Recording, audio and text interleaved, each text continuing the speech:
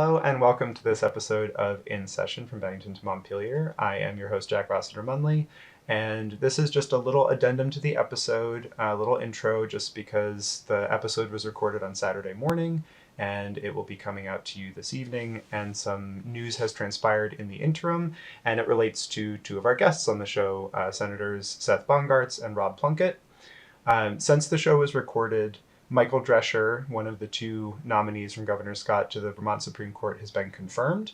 That confirmation came about through a tied vote in the state Senate that was then broken by Lieutenant Governor John Rogers.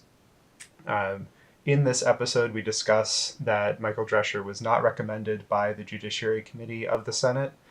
They voted against recommending him because of his role in the federal government's cases against Mohsen Mahdawi and Rameza Ozturk. And in the voting, Senators Bongartz and Plunkett voted to confirm Michael Drescher to the court. So with that news happening in the interim, it felt important to give you a little bit of context for this conversation and why we didn't go into that aspect of it. We will absolutely cover it on future episodes of In Session. But with that update and with that context, enjoy the show. Hello and welcome to the second episode of the second season of In Session. I am your host, Jack Rossiter-Munley, coming to you this morning from the Bennington County Multicultural Community Center here in beautiful downtown Bennington. And I am very happy to be joined this morning by Senators Seth Bongartz and Rob Plunkett, as well as Representative Jonathan Cooper. Thank you all for joining me this morning. Thank you, Jack. I'm very happy for us to all be getting underway with this new legislative session. And similar to the first shows of In Session last year, I want to give you all a chance to talk a little bit about your individual committee work as a starting point, and to make sure that anyone who's sort of new to the show or new to the legislative process can also then get a sense of where that fits into the overall legislative session in terms of sort of what are our legislators doing, not just on our behalf, but like day to day in Montpelier. But before we get into that, last season, I asked about what sort of inspired you to get into political life and this particular kind of public service. A little bit of a different question to start off this season. Who is a person, could be an historical figure from the United States, or it could be international, could be local. Who is a person in political life who is an inspiration to you? Maybe the person who you think about when you're going into a committee meeting or about to have a difficult conversation with a colleague, or you're making a tough decision. Who's the person or a couple people whose memory or legacy you draw on when you're thinking about those things? And I'll start with you, Senator Bongartz. I have two that I guess I think about a lot, are Abraham Lincoln and Bobby Kennedy. And for somewhat different, but obviously also similar reasons. Lincoln, just for the sort of intellectual and policy integrity that kind of motivated everything he did. And and I think what unites those two in my mind is both of them tried so hard to do the right thing, to actually improve people's lives, make the right choices, and they struggled. And they struggled with the complexity. Certainly Lincoln did, and sort of Bobby Kennedy. But I think that the thing they have in common is that, at least in my view, they both worked really hard to do the right thing and to improve, to carry forth the notion of the founders about opportunity and fairness, and so those two. Excellent. And what about you, Senator Plunkett? Yeah, and I can't say that through my life I've had a particular political figure that has been a hero for me, having frankly been apolitical for 18 years until just the past year. But Senator Bongartz mentioned the person that has been going through my mind all the time lately, and that's Lincoln. And this is less from a political perspective than from my profession. And I've been thinking a lot about what it means to be a lawyer and what the legal profession means to me, to us as a community, and to us as a nation. And I keep thinking back to Lincoln and how noble Lincoln is, and how this is a noble profession, even with its ups and downs, its ins and outs, and the slings and arrows that I think I probably mentioned that lawyers have taken in the legislature last year, and of course over the past 3 weeks, deep consideration of what it means, and what it means in a time that is no longer normal. So that's who has been inspiring me of late. Wonderful. And what about you, Representative Cooper? Um, John Adams is someone, I'm from Boston area originally, and we sort of hold those heroes close, but it's someone who was willing to defend British soldiers after at the start, what led up to the Revolutionary War, and the notion of facts are stubborn things. He wasn't particularly likable.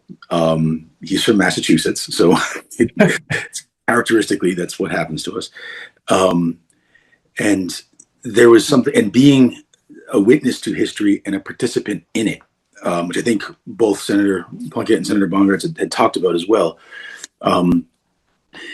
And sort of a belief, like I must study war, that my son may study politics, that my grandson may study philosophy, like that notion of that we're not just here for ourselves, that there are future Vermonters and yet unborn, future Americans yet unborn, and the work that we're doing is on their behalf.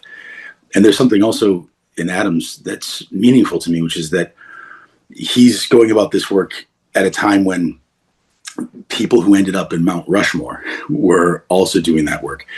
And to hew to the work while the Washingtons and Jeffersons of the world are also among us is also fairly remarkable. And I think, and he set his children on paths of their own that are also, I think, equally admirable. So John Adams is someone that sort of is on my mind in some of these larger moments. I just try to smile more. Wonderful. Yeah, I hear one of his kids did pretty well for himself. The others as well. Excellent. So I appreciate all of you for those thoughtful answers, and I hope that helps folks understand a little bit more about not only what motivates you for this work, but also, what are the histories, what are the inspirations that you're drawing upon as you face the questions that are before all of us right now. And one of the main themes that I think anybody who's following the legislative session, certainly anyone who tuned in last week, is just how challenging this upcoming session is going to be on a number of different levels. And I want to check in as a beginning point with all of you on your committee work. And I know committee work looks a little bit different in the House and in the Senate. So I'd also appreciate a little bit of context about that in your answers. And I'll start with you, Representative Cooper, about your committee, which is the Committee on Commerce and Economic Development, and sort of what is coming up for your committee, and how does that committee work function for you, as what your days look like as a representative. Sure. So thanks, Jack. One of the big thing for House representatives is that we're only assigned to one committee, and that is the work that we do sort of all day during the legislative days. When we're not on the floor, we're in our one committee of and each one of us is on one. Mine, as you said, is Commerce and Economic Development. But the jurisdiction of that committee is not just those two things. There's also, and this is where a lot of our work is involved in consumer protection. We have a lot of insurance, but with the exception of health insurance, other insurance products are under our remit as well, as is workforce development. So we hear from the Department of Labor a lot, from the Department of Financial Regulation quite a bit, and from the Attorney General's office, because consumer protection has such a strong connection to enforcement, and the Attorney General's office is often the sort of appropriate mechanism for that.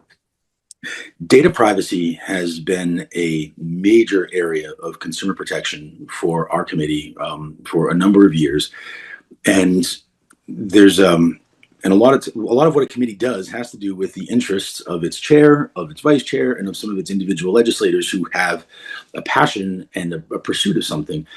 And in this instance, Representative Monique Priestley has really taken data privacy as a major part of her work as a legislator.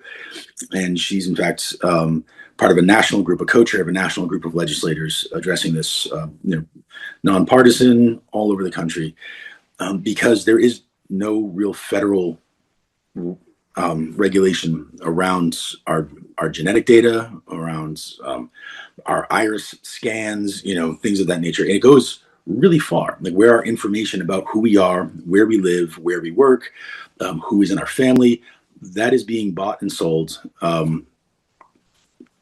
every day. Sometimes, being refreshed every 3 seconds. It's very handy when you're driving and you can sort of get a feel for where there's going to be traffic. This is more relevant to people in cities than people in the Bennington 1 district. But all of that information is coming from companies knowing where we are and where we're going, basically. So that's been trying to salt away data privacy, a consumer's right to, say, have their information redacted or protected. We're seeing more and more vengeance for civil activities being visited upon private individuals, and for any number of reasons across the country. And part of what our committee is trying to do is to ensure that Vermonters have tools that they can use to protect their data, to protect the data of family members, and to, if they wish to opt out of data sharing, to be able to do so, while balancing the conveniences and the sort of amenities of opting in. So that's one area we've done a lot of work, and we're still doing some work right now. And another area that's quite important to me, and I'll wrap up with this last sort of legislative area of our work in the committee, has to do with an elevated level of fraud that many of us are experiencing. Just fraudsters. It's not just sort of Nigerian prince emails. There's a lot of romance scams where people build up a character over months. And in Vermont, the average loss in a fraud scam is over $12,000. So, and it's a lot of older Vermonters, some younger Vermonters. And what we're trying to do is give financial institutions the tools they need, sort of the process that they need to be able to really try to lean on their relationship with their customers to say, hang on, this doesn't look right. Can we put a little bit of a hold in place on the transaction to try to help people maybe see that, make sure, well, you're being told that your grandson is in jail and needs bail out in Florida. Can we make sure that that's really actually happening? Because frequently it's not. So that's Committee on Commerce and Economic Development. Our chair, Michael Marcotte, is a Republican of Coventry, and he's been in the legislature for more than 2 decades now. I think he's in his 20th year. And we benefit a lot from the tone and the pace that he sets at the head of the table. Just as a quick follow-up to that, what does it seem like that's going to look like legislatively? What does it seem like the trajectory for some of those issues is going to be coming into crafting legislation and moving it forward? Yeah. So we have Representative Priestley and other members of our committee have a number of bills in place for protecting children with addictive, what is being argued as like addictive social media products, etc. There's a number of bills, and I think a few of them I feel good about, I think are very likely to pass out of our committee to the House, and I think will make its way to the Senate. There's a lot of support for that, as well as for the transaction stuff that I discussed as well. I think all of that will make its way before crossover, which I think we'll talk about more in a bit, into the Senate. And I do expect that we'll see some legislation, some regulations. There's more details to be worked out. There's more testimony to take. But it looks like there's a lot of broad support for those initiatives. Just anecdotally, in the last week, I know of 3 different people who received various kinds of scams, either through text message, email, or social media. And it does feel like that is certainly on the rise, and the creativity and the variety certainly is notable. Moving over, you mentioned in your comments there about how certainly for the House committees, the interests of the chair and vice chair tend to direct how the committees function. I'm going to come over to Senator Bongartz. Obviously, serving on more than one committee is part of what it means to be in the Senate, but you are the chair of the Education Committee. So maybe starting there and then also talking a little bit about some of your other committee work. Yeah, let me just do it. One thing that's interesting is, I have spent a total of 8 years in the House, and I think I knew there were two committees in the Senate. I never appreciated what that really means. I think until I experienced it, and it is, you have half the time, and that's huge. And so what tends to happen, not always, but what tends to happen is that some of the big stuff starts in the House, where they're able to spend a longer time on it. And then it comes to this is a gross exaggeration, but in some ways they do it, they might do the building of something, and we're really then reviewing and making sure that that's not universally true, because sometimes big things start in the Senate. But I just never really appreciated how little time you have in the Senate, because in the meantime we have to squeeze floor in too, in a 7 or 8 hour day, and so it's tough. So I'll do it in reverse if that's okay. In the Natural Resources Committee this year, my chair, Ann Watson, great person. I really enjoy being on her committee. We've done a couple of really things that are really cool. One of them is plug-in solar, that we just passed out, and actually just passed the floor yesterday, so we're done. It passed, but it allows people to buy portable solar panels, and they're called, in Europe they're kind of called, what are they called, balcony panels, because a lot of people in Europe live in apartments, and you can put them on your balcony, and you just literally plug it in, and it enters your system, and it doesn't turn the meter backwards, but what it does is allow the meter to turn more slowly as you're actually feeding power into your refrigerator or your freezer or whatever it is. It's not, you can maybe generate, the estimate is, depending on what it is and how much sun you have, et cetera, 5 to 15% of the power used by an apartment. It's not a game changer, but it gives people who don't have the opportunity, who don't own their house, and it gives them the opportunity to be involved in it. And it's relatively inexpensive. If you move from one apartment to another, you can pick it up and take it with you. So we took a lot of testimony, and actually it passed unanimously. I think it was unanimous in the Senate as well, Rob, right? It was, yeah. It passed unanimously, both in committee and on the floor. So there's that. We did another bill that we worked on for a couple of years. It took a little bit of a circuitous path, but a bill to help reduce the use of salt. And we have, obviously we have the state highway trucks putting down salt, of the town trucks, but the other part of the equation, and I forget the percentages, but a whole lot of salt is put down privately. Ski area parking lots, you name it, store parking lots. And this is a bill to sort of set up some protocols and trainings to use less. And if you do it and you follow the protocols, you have not complete immunity from slip and fall or whatever, but you have an affirmative defense that you have put down the right amount of salt, that's probably going over. That must be going over to judiciary. So we have other things going on there. One of them is a bill to really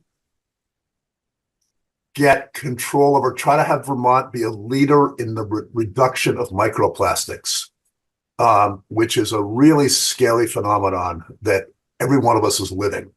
The estimate is that we end up taking about a credit card's worth of microplastics into our body annually, and it gets lodged, and it's bad. And so this bill, and we just did we'll walk through. It might have just been yesterday. The days blend, but just about all the things that we can logically do to really reduce that, in the use of medical equipment and other things, to help reduce the amount. Maybe we can get us down to half a credit card. Um, so, and then in the education committee, we're obviously we're doing some smaller stuff that's important, but we're also, of course, working on the big, educational transformation. And we've been trying to do as much as we can with the House so that there's some joint direction. We'll see. We're still in the feeling our way along stage. We've taken a lot of testimony from, we always hear from the associations, like the Superintendent's Association or the NEA, and we've been trying to go down below that and spend time with superintendents from all over Vermont, and hear about it more from the ground level, what the issues are, what the complications are, and what the right direction is to take as we go forward. But we can more on that later. But that's what we've been doing. And you and I did have a chance to sit down and talk in some depth about education. I'd encourage anyone who's interested to go back and revisit that conversation. It was on CAT TV. And something that struck me there is not only taking the testimony, but also the fact that the committee has been going out and visiting different locations throughout the state, schools throughout the state, to really get a sense of what is happening on the ground in very different educational contexts throughout Vermont. Frankly, one of the great things we've been able to do, we never have time. We can't get out of the building during the session, period. So we did it before the session, and it was really, frankly, it was fun to go and really see those schools, meet with the teachers, meet with kids, have kids panel. We had kids panels every time, teachers panels, and just I think I probably said this to you when we did the show, but I am just in awe of the dedication and the effort that teachers and administrators are making to help kids get through. What is that? This is not somebody said not normal times. I think it was Rob, not normal times. So I'm just sort of curious, what were some of the kids' suggestions? They weren't so much suggestions as they talked often about how critical their school is to their sense of place and well-being. It's, for many kids, school is home. And when we were in some of the little schools, we were in towns or areas of the state where the school is it. There's no ice skating rink. There's no, kind of like not a lot. And so everything that they do socially, and in terms of activities, every bit of it is through the school. And, it's one of those things, like I've said about those visits, I kind of knew it, but now I've internalized it on an emotional level in a way that I probably hadn't before. So. Excellent. I mean, that's something that I'm sure we'll all be tracing and talking about a lot on these in-session shows, but it's a good starting point to understand some of the work that has already been done, both by the committees and then generally. We talked in the last episode quite a bit about the report that was asked to be generated around possible new district maps, and the fact that the committee that was tasked with putting that together actually came back not recommending new district maps, but recommending some other sort of regionalized services within current districting, and how that will then affect the conversation going forward. So we'll definitely be tracking all of this pretty closely and returning to it many times in the upcoming shows.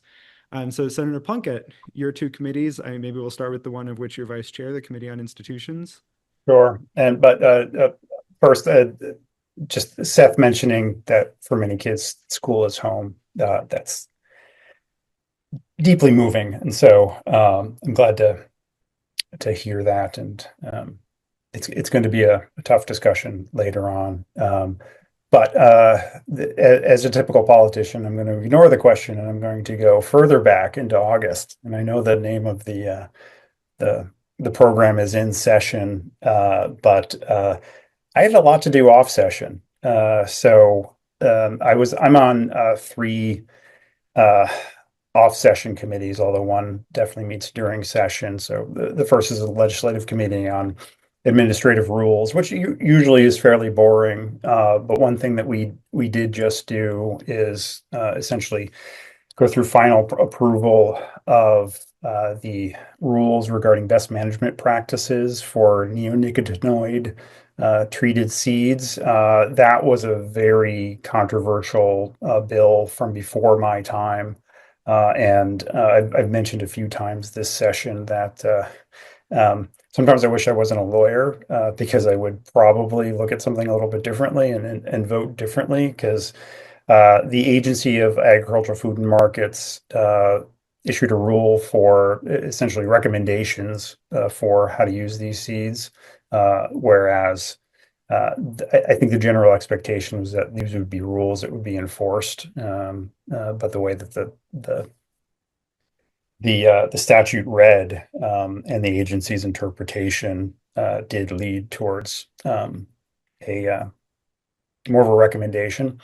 And so that it was approved, and I think those go into effect in probably another couple of weeks. But we'll see how that goes. I know that the agency and our farmers want to follow best management practices, and I think they will. There was also the Joint Legislative Justice Oversight Committee, and this is I want to say it's essentially a continuation of many of the committees of jurisdiction. So judiciary, health, corrections, and we did a lot of sort of deep dives into the state of corrections with the changing of the commissioner of corrections and the state of the prisons, the state of pretrial services. So we covered a lot over that period of time. And I don't think we ended up with any specific recommendations, but one of the things that we did discuss fairly in depth and I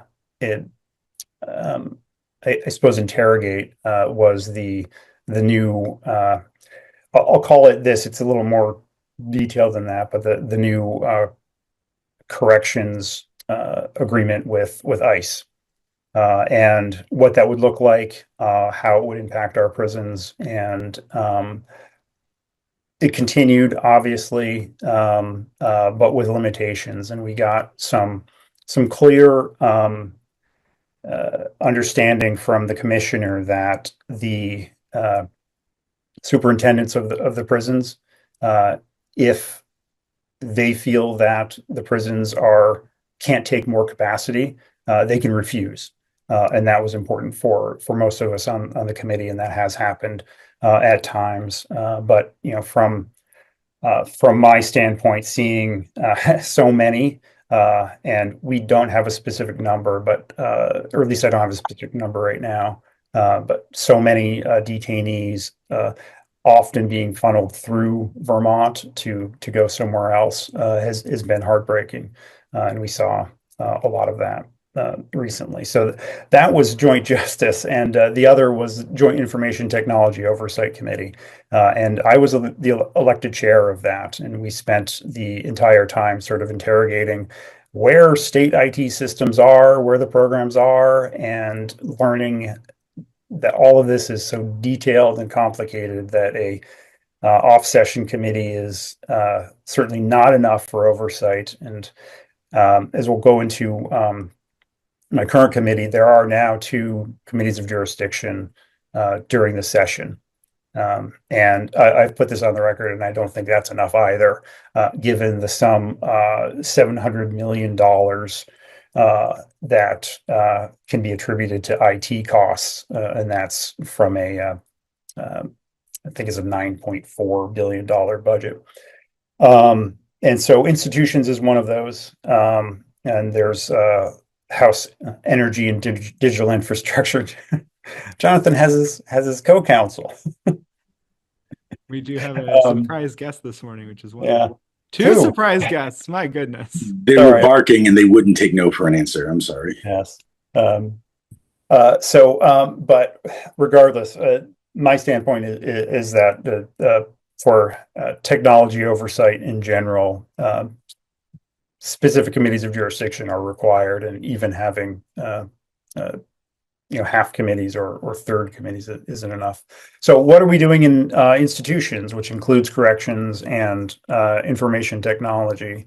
So far we're sort of diving into what we expect in the Capital Bill Adjustment Act, which really starts on the House side, but we're seeing what the governor's recommendation is, and I can get into kind of the weeds of bonding versus cash, but I won't go into that. That might be some of the discussion.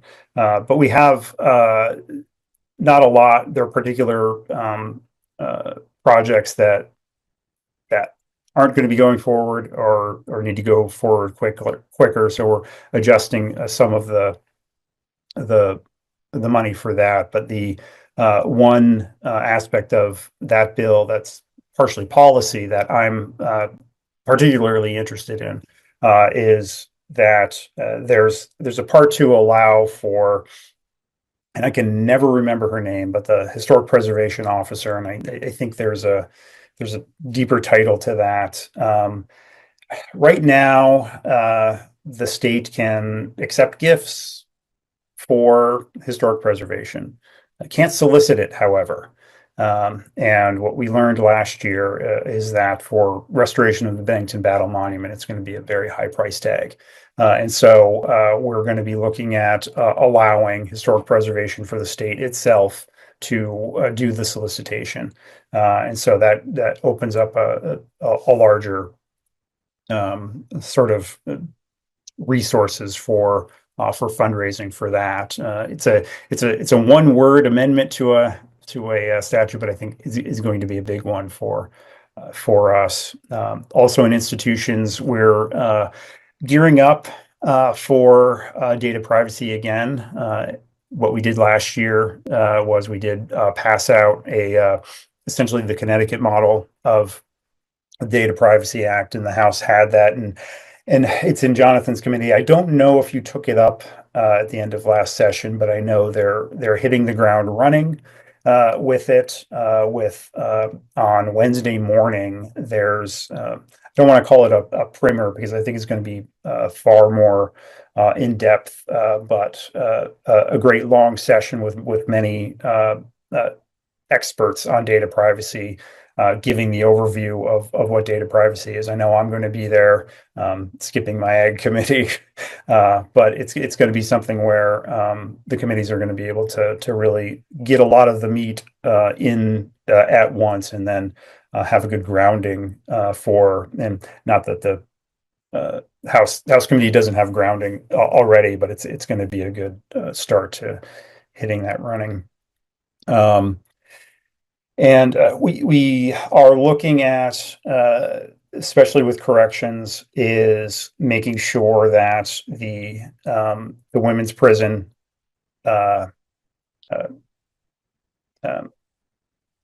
reconstruction is still on track, because it's something that had to be done 10 years ago.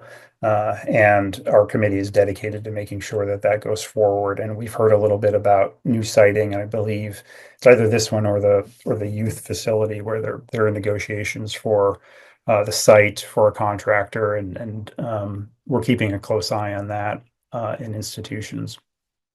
So going over to my morning committee, agriculture, and in the past, I guess this has been a sleepy committee. I've learned sometime this week that it used to be just sort of this other committee that might meet, once a month, discuss things. Well, my chair this year is taking on a lot. We're discussing a lot more than I had anticipated, and I had mentioned to you, Jack, earlier that our what's called the miscellaneous agriculture bill is 45 pages long. We saw it for the first time this week. It includes a lot of focus on prime agricultural land, as well as there are two other categories that are state significant, locally significant.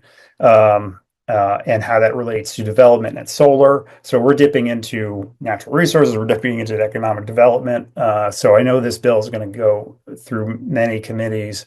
We've been talking about cannabis and the right now cannabis production is not considered farming, and whether it should be, and what that might open up to, and what restrictions there could be on that.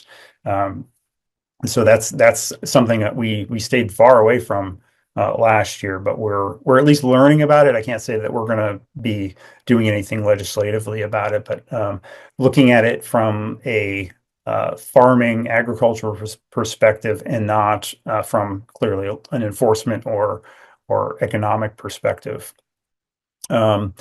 So there are a couple of other things. There was a big Supreme Court case, which for most people is a little Supreme Court case, but from the end of the session last year, that overturned some 20 plus years of understanding of how municipalities can't regulate farms, and we're going to be doing something to a legislative fix for the Supreme Court decision, and where that's going to go, whether it's going to be reverting to the general understanding prior to the Supreme Court's interpretation, or if it's going to be something less than that. We're going to be diving into that. So our Ag Committee is learning a lot this year, and so it's interesting having no Ag background and learning a lot about it from last year, and then even that much more. And as Seth said, the two committees with very diverse issues, it takes up a lot of time. But the one last thing I want to mention, and I got to be my good lawyer self yesterday about this, but we have S60, which is an act to create a farm and now forestry operations security fund, which is essentially a fund that the state would control. A board of review would award, that is there for farms that are hit with weather disasters. We've seen floods. Last year we saw drought. And something that the idea of it is that these will be there for farms and now forestry operations to get reimbursement quickly. Won't be a lot, especially not at the beginning. And frankly, right now the bill has $0 in it, which we're trying to work on. But we're very proud of this, to have something where you won't have to go through the weeks and weeks and weeks to get something that could fix your tractor on day one. And we're hoping that this rapid security fund will get out, and we'll be passing that out of the committee relatively soon. We're all very proud of that one. I think most of the legislature is pretty proud of that one, to give some hope for relief for folks that have been absolutely devastated over and over again. And I think that sums up my day. And I know there's quite a bit that I'm missing, but as a quick recap, that's where we've been. That's a wonderful recap, and a lot that's been going on. We did hear a bit from Representative Durfee about some of these major changes in Right. the relationship between municipalities and agriculture. And so that's definitely something that we'll be digging into with one and possibly both of you on future programs, to really understand how that is going to affect things going forward. He also mentioned some of the upcoming potential constitutional changes that are going to be on the ballot that would relate to the ability of farm workers to unionize. And so some major changes possible there around just the operations and the workers' rights within the agricultural sphere. There is a particular thread in what you were talking about that I do want to pick up on, and I'm hoping we can all talk a little bit about immigration enforcement and extrajudicial immigration enforcement. That is something that the House actually took some action on this week, backing up the governor's recent statements, which we'll come back to in a second. Quickly, before we get into that, though, I just wanted to follow up with you, Senator Plunkett about the decision to renew the relationship between corrections and ICE for the use of the detention facility here in Vermont, and what the decision-making process was around that, and why the decision was eventually made about continuing that relationship, and where the thinking sort of was there. Yeah, part of that was a little bit opaque for us, which we did not appreciate. And I don't want to be too critical because I don't know where the fault frankly lies. Because we heard from the then Commissioner of Corrections, we asked, who was doing the negotiating for this agreement, and what we heard from him was you have to talk to the fifth floor. The fifth floor being the governor's office, presumably the agency of administration. I don't know specifically. And then when we heard from counsel for the governor, the answer was a little bit different, that it was in corrections. I do know that the contracts that we saw that were signed, it was right after the acting, I think he's still acting commissioner, or it might be interim acting, temporary, permanent commissioner, John Murad. I know he signed the agreement. So which leads me to suggest that this was a corrections decision, although perhaps influenced and negotiated with the governor's office. But that's what I know about that.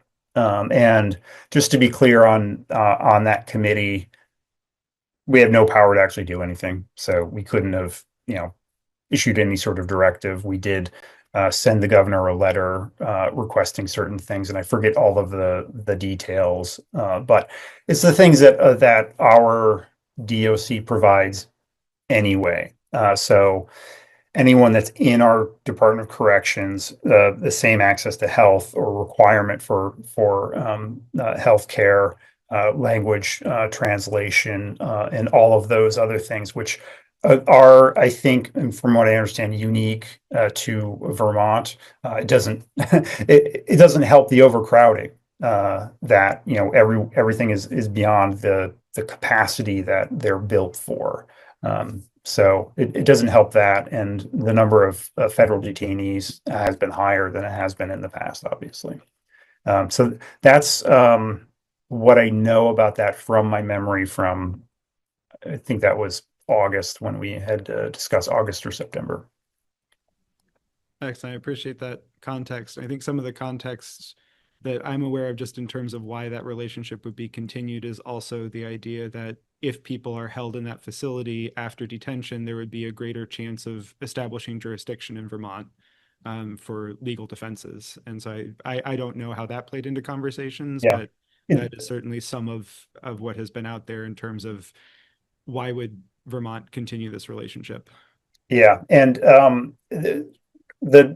of the discussion that we had, and we didn't go in detail on it, wasn't specifically about establishing federal jurisdiction, which I know a lot more about now than I did then.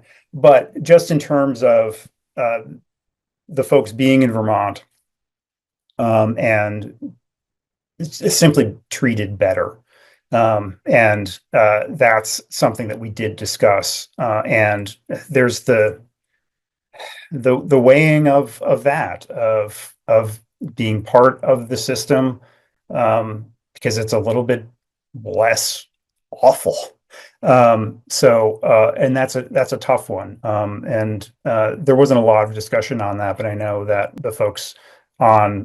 many of the folks on the committee that I had talked to deeply feel that, and the tension that we have with that. And this is obviously a huge and ongoing conversation on a lot of different fronts, but there were sort of specific events in the past week, both in the House and the Senate, related to immigration enforcement on the local level. In the House, it was this resolution that was passed overwhelmingly. I believe it was 106 to 25, with all 25 voting against it in the Republican Party, but certainly not all of the Republicans, which was the House passing a resolution to back up the governor's statement. I'm just going to read a little bit of that statement for context for everyone. The governor this past Sunday put out the statement saying it's not acceptable for American citizens to be killed by federal agents for exercising their God-given and constitutional rights to protest their government. At best, these federal immigration operations are a complete failure of coordination of acceptable public safety and law enforcement practices, training, and leadership. At worst, it's a deliberate federal intimidation and incitement of American citizens that's resulting in the murder of Americans. Enough is enough. He then calls on the president to pause these sorts of operations. And so the House took up a resolution to basically back up the governor's statement.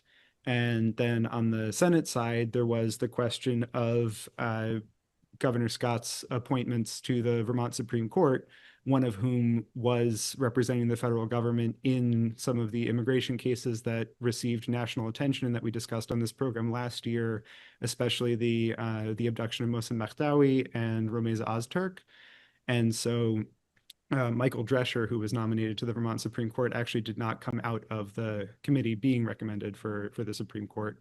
Again, largely tied to concerns about what having someone with that recent record on the Supreme Court might mean for people's level of trust in the Vermont judicial system and in the Supreme Court as an institution. So with these sorts of recent developments, I'll start with you, Representative Cooper. Sort of where does the state relationship to this kind of federal, immigration enforcement, extrajudicial enforcement in a lot of cases, where does that sit, and what is the conversation around how to protect Vermonters from, actions that might be taken that look like what has been happening in Minnesota or even, on our northern doorstep in Maine? Thanks, Jack. So I think one of the things that the Trump administration has done around the world is sort of wake people up, and this is to other sort of governments and, international, like other nations and our states, like realizing, well, what can we do? Because now we feel like, shouldn't someone do something? And that's not the way that I think we would like to be reminded of where our authorities begin and end. But that's what has happened. I think that most Americans broadly understand law enforcement and witnessed what appeared to be neither law, but just force. And there was no customs. There was nothing being protected.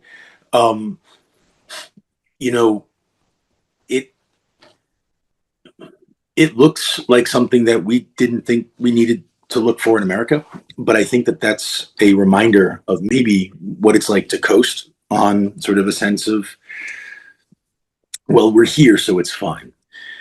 I do think that last year we were talking a lot about tariffs and a lot about the way the impacts were hitting our neighbors to the north, and trying to see, like, well, can we as Vermont hold on to some relationship with Canada, with Quebec, with the Maritimes, and really finding like, oh wow, we can't. They're pretty united. And I'm sorry, these dogs are going to bark if they're not on screen.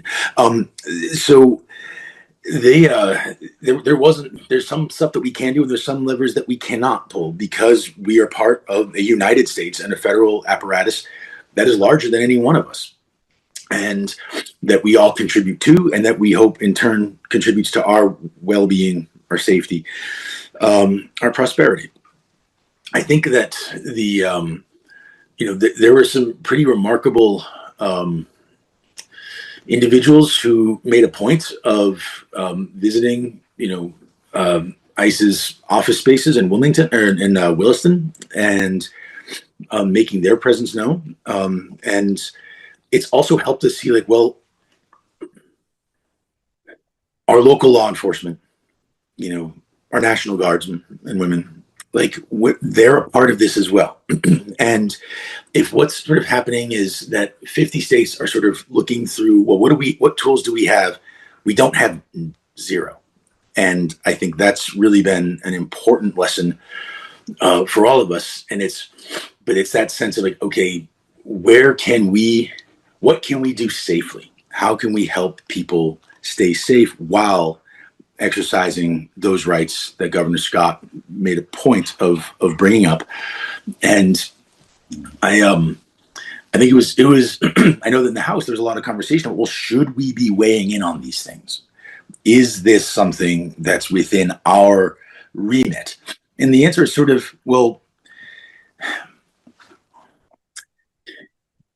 yes and no.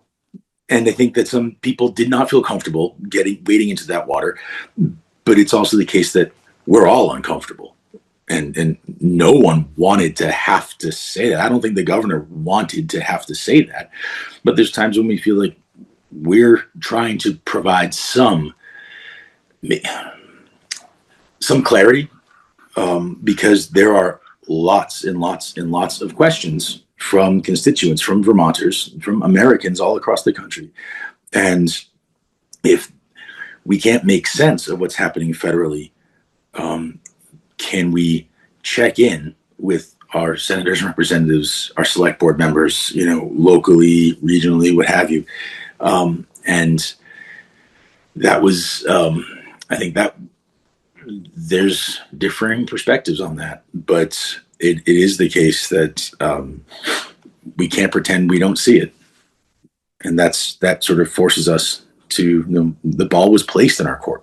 We didn't go grab it and take it. And picking up on that, you mentioned what transpired in Williston, where a number of community members showed up to what is the ICE data center there, which kind of pulls on another thread we've been discussing today about where does our information live and who is able to access it. That's a national level sort of surveillance operation that's run out of Williston.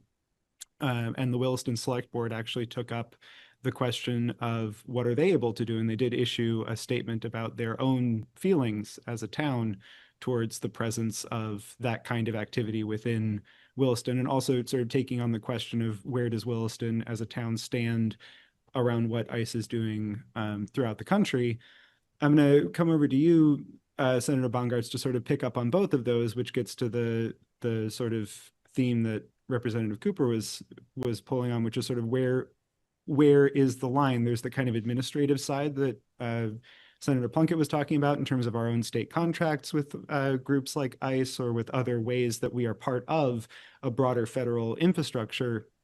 And then there are also the kind of legislative resolutions that get passed or that select boards pass that are statements of values or statements that can then be drawn upon in a little bit of a different way. Where are you seeing those two strains coming together on the Senate side, or just in general as you're navigating this as an elected official? Yeah, let me just start by saying it never, 15 years ago, it never occurred to me that we would have a president actively trying to destroy democracy. And I am both angry and heartbroken that we're at this place. And it's unfathomable to me. And I have, but I think it's going to backfire. And that's my hopeful part, the hopeful side of me, because when I think about the Blitz in London, it had the opposite effect of what they were trying to do. And it unified the English people in a way that just made them absolutely defiant, and they were going to win that war no matter what. And the bullying that's, in Ukraine, those people are dug in, and they will not give up, and they will not surrender.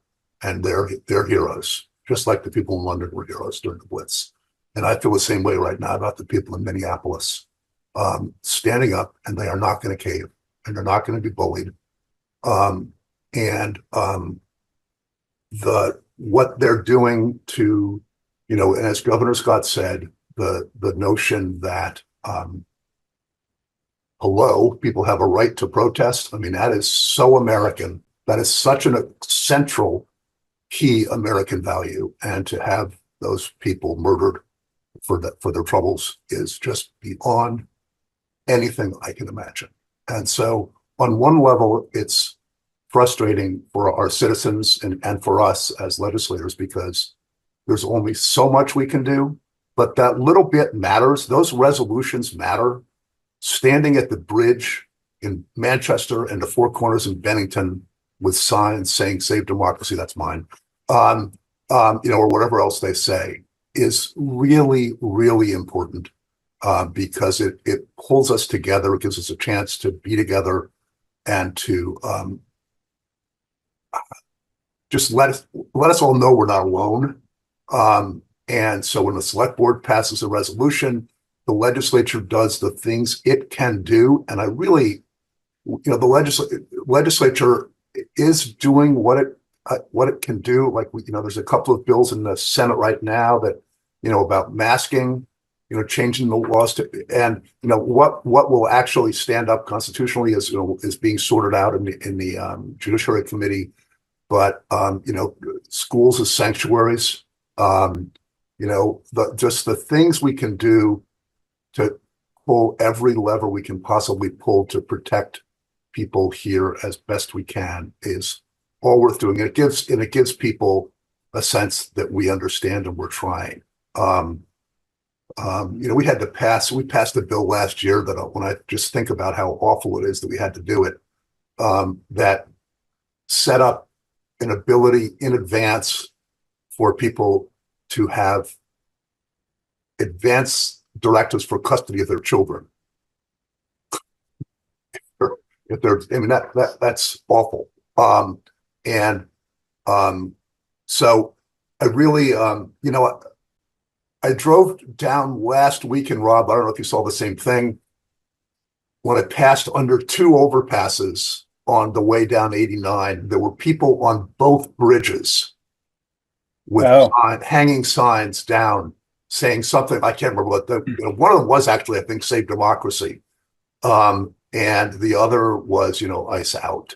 But what's going on with ICE is not just about detention. It's not even about illegal immigration, but basically it's about immigration, because they're detaining people who are here actually legally in the process. But it's really about bullying the public, and it's about, Minneapolis was chosen for a reason. And part of this is to provoke. The hope is to provoke violence and be able to then ratchet it up even more. And that is so un-American. That is so disgusting that I really can't. I'm sorry I'm going on about this, but I am so outraged and upset by it that it's really hard not to express it sometimes. So, and it does feel like a very tense time, not just what we see, and it's not just the sort of the actions of ICE in the way that they are attacking immigrant communities, people who followed legal pathways and those who came to the country in other ways. But we've also recently seen the spate of the detention of many Black journalists. yeah. And so other sort of coordinated attacks on pillars of a democratic society. Senator Plunkett, I'm going to give you the last word on this from the sort of the lawyer's perspective, in terms of what this looks like to you with that background, and then where you see this kind of going through the legislative session. Yeah, and there's a great deal to say that there's not enough time to say here, but it will be said. I suppose when folks watch this, it will have already been said. But I guess what I want to mention is that we had heard from folks in our congressional delegation. I don't know when. It was last week, maybe the week before. And what I heard were a couple of things that were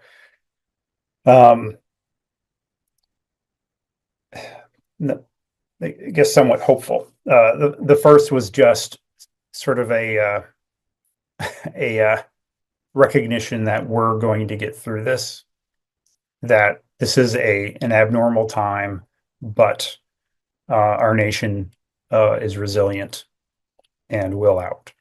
And the other, and this is more from the lawyerly perspective, is that folks in Congress are recognizing that the statutes written around immigration have been, I don't want to say, well, I'll say written sloppily. And required a great deal of good faith from our executive branch, and that is not good enough, and that they will have to change because having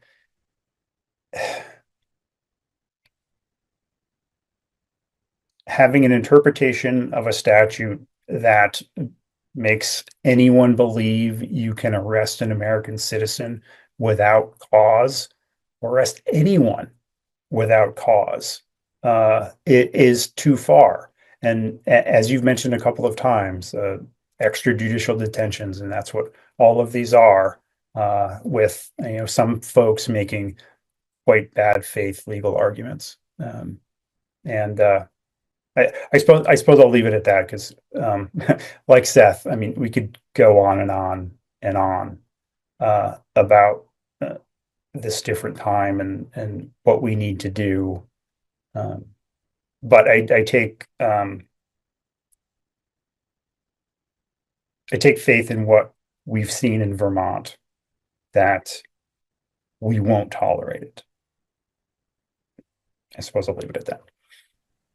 I appreciate that very much, and I appreciate all three of you joining me this morning for the conversation. And I look forward to many more to come, tackling all of the issues we touched on today and probably quite a few more. It's going to be a fascinating legislative session, and hopefully for everybody watching, it's going to be a fascinating season of In Session with all of you. So thank you very much. Thanks, Jack. Thank you, Jack. Deeply appreciate it. Have a good day.